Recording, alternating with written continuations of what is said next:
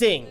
Illumination Entertainment has already done enough in 2016 by giving us an original animated feature with The Secret Life of Pets, which is one of the very few films in that summer that ended up surprisingly successful. However, that doesn't seem to be enough for them. They gotta prove that they can do a lot more than Despicable Me. And this is where Sing comes in.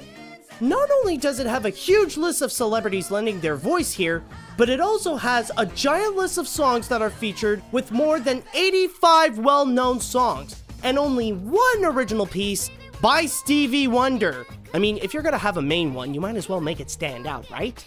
But now that Sing is on center stage, will it end up earning a standing ovation, or will it screw up its audition? Let's find out. You think you can sing like that in front of a real audience? I don't know, but I want to try. Good, because I want to see it. The story.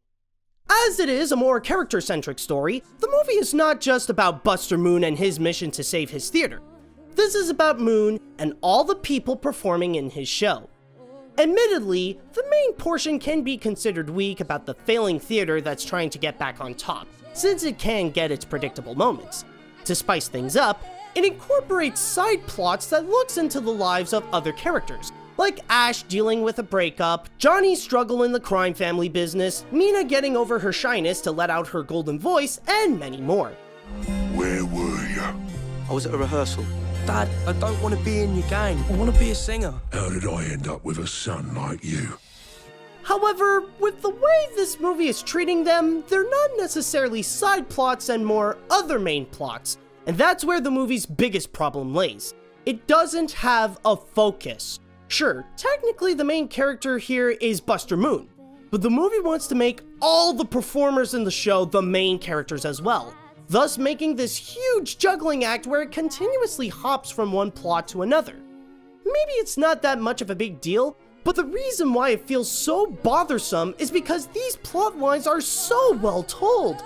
You can really get sucked into these stories while wanting to know more about the struggles that the characters get into and why this show is so important to them. Even the plot of the theater itself, while it does contain its fair share of cliches, it's not afraid to jump that extra mile to leave a strong impact. But because there are so many of them, sometimes it doesn't give enough about their side and can leave you asking more about their situation. However, plots aren't the only things that this movie has in large quantity. There are also the songs, which this film surprisingly handles them well.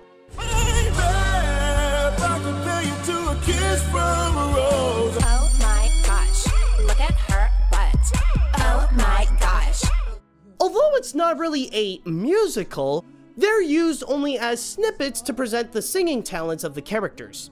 It wouldn't be until the actual show is presented where they would sing some songs in their entirety. Again, it's not about the songs, it's about the characters. And even if the story can easily lose its focus, it does have a lot of moments that can be pretty interesting. The animation. I'll say this right now. For what the animation is trying to do, it did a good job, and there are a lot of things that are admirable. What's definitely great is the giant list of animals that are designed for this world, completely anthropomorphized and even have a variety from one another. The area that the movie is set in is nicely shot, especially during the car chase scenes that would involve either Johnny or Mike. Go, go, go!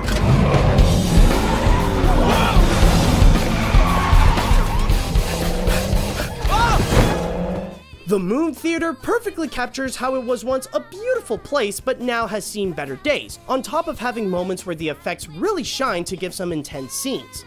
While all of this is fine and the animators did a very good job at executing it all, there's just no avoiding on admitting that it's been done better in other places. It's hard to not really make a comparison to this in a visual standpoint, but it's kind of unavoidable, so let's just take a moment to look at Zootopia. It is true that Sing does beat the Disney movie in terms of character design by offering many more animals in their world. However, what Zootopia has over Sing is the depth and detail to their world. The town in here just looks like an ordinary town that anybody can live in. Zootopia itself, though, is built as a city made especially for these types of characters. That film gives an entire purpose to why this is a world of anthropomorphic animals, while you can turn the entire cast here as humans and it wouldn't really make a difference. That, and Disney also has an upper hand on the designs. Where Zootopia's characters have that signature Disney look into them, presenting more of a style and giving closer attention to detail, the characters here have that more typical cartoon look that doesn't stand out from many other films. Again, I'm not saying that the animation is bad, it's just more on the generic side.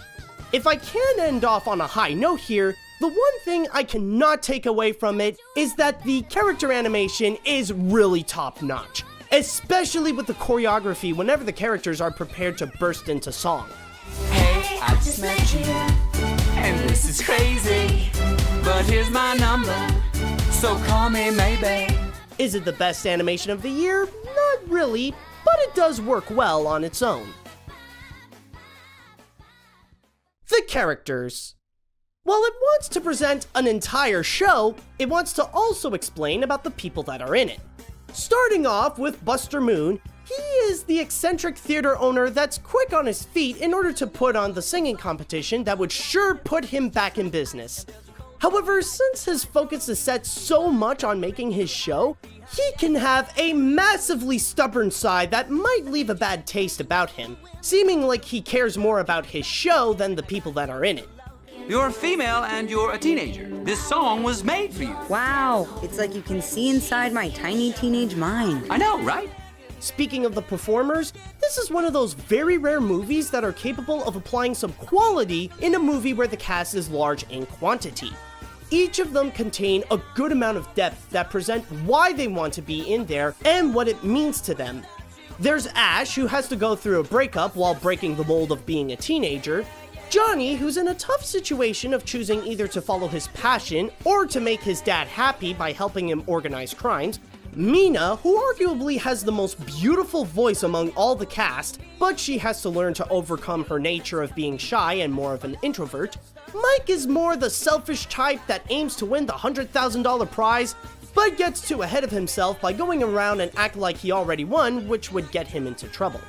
And finally, Rosita wants to do more with her life than be a mother, and she learns how to let loose when she's paired up with a more flamboyant pig named Gunter. Got nothing in my brain. Are you okay? Oh, yes, I'm fine, thank you. How are you? On top of that, there are also Buster's friends like Miss Crawley, his old assistant, and Eddie, who's best described as a privileged rich kid who has to learn about being independent. The only criticism I would have to give to the characters is that since the movie would always shift its focus, it can happen if the characters don't feel like they got enough screen time. But still, it just goes to show how these characters are really strong, and at least they can have a moment to shine.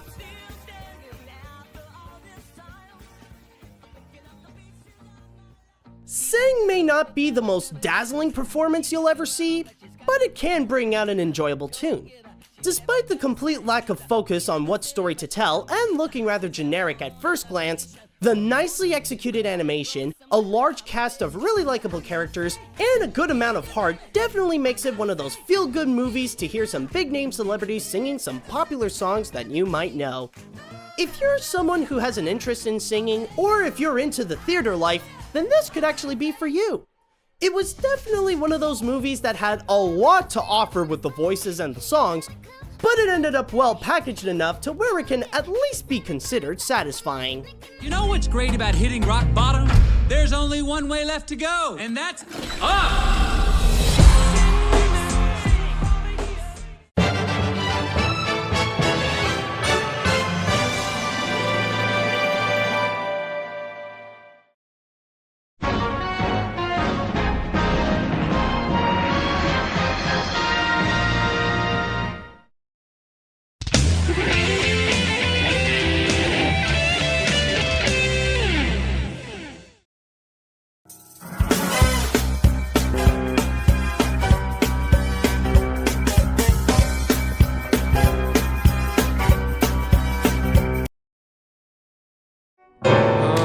Yes, that was very bad.